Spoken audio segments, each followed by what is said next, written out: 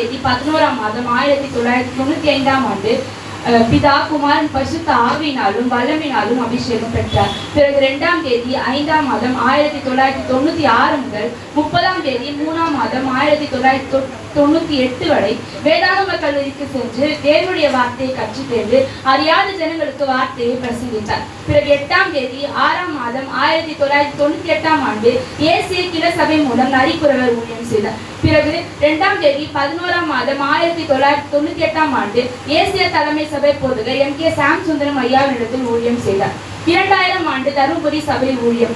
இதுவரையில் தனியாய் நல்ல முறையில் வாழ்ந்த நம் போதகருக்கு 19ஆம் தேதி 11ஆம் மாதம் 2003ஆம் ஆண்டு ஏற்ற துணையை கர்த்தர் கொடுத்தார். 2007ஆம் ஆண்டு 10 ஆண்டுகள் RFM ஊழியம்.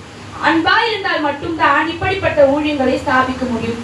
மீண்டும் உறக்க சொல்கிறேன், தேவனால் நமக்கு கிடைத்த போதகர் மிகப்பெரிய பொக்கிஷம். பிரதிபலன் எதிர்பாராத நல்ல தேவதாசரை தேவன் நமக்கு கொடுத்திருக்கிறார். நாம் அனைவரும் தேவனுக்கு நன்றி சொல்ல கருவோம்.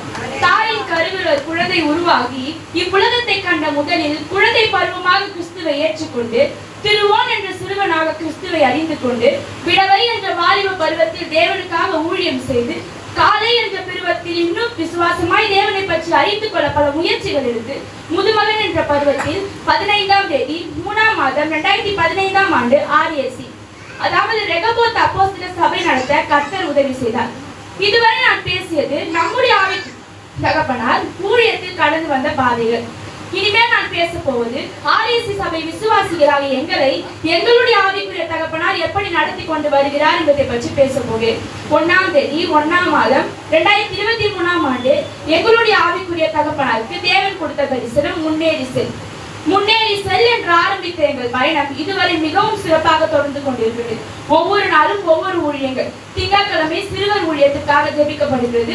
செவ்வாய்க்கிழமை சபை வளர்ச்சிக்கான ஜெபம், புதன்கிழமை அண்ணா ஜெபம் மற்றும் சீச்சராக்கு ஓம் வீட்டு கூட்டம், வியாழக்கிழமை தேச வளர்ச்சிக்கான ஜெபம், வெள்ளிக்கிழமை உபவாச ஜெபம் மற்றும் யுத்த ஜெபம், சனிக்கிழமை ஆயத்த ஜெபம். அது மட்டுமல்லாமல் ஒவ்வொரு ஞாயிற்றுக்கிழமை தோறும் ஒவ்வொரு கூட்டங்கள்.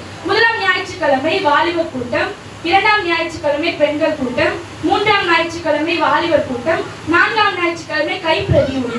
இன்று நாங்கள் 11ஆம் ஆண்டு விழாவில் வந்து நிற்கிறோம்.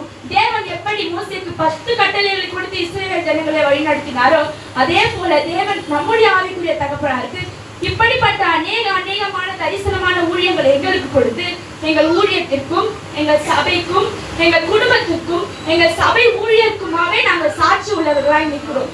இதன் மூலம் நாங்கள் கனி கொடுக்கிறவர்களாயும் வந்திருக்கிறோம். இது தேவனுடைய பெரிதான ஈவு. ஏனென்றால் வேத வசனமே சொல்கிறது, தேவன் எண்ணி முடியாத ஈவுகளை கொடுத்திருக்கிறார் என்று. அப்படி கொடுத்த ஈவுதான் எங்களுடைய ஆவிக்குரிய தகப்பனார் என்று கூறி வைத்திருக்கிறேன்.